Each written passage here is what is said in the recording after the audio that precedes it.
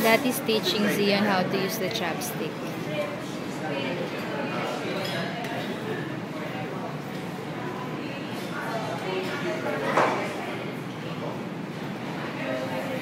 So you're holding it right like that?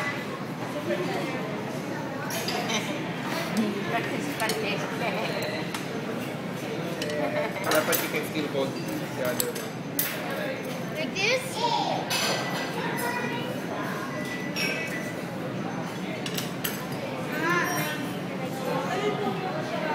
No, chopstick. Ano ba? Yung makontrol yung finger mo. Yan. How do you hold the chopstick? With this one. Okay. Like this? Look. See, I'm holding my third finger and my thumb. Okay. But then I use this one to hold it like that. Is this good? Like this? So then I just go like that.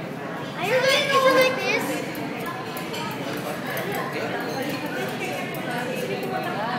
Ang galing. Ba't ako? Talo ako ni Zion ah. So you see if you can pick up a tissue.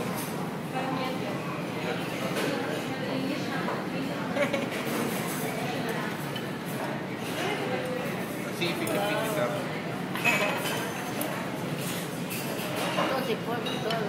Eh?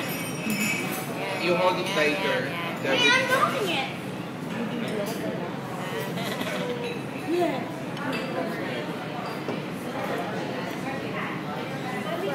Hehehe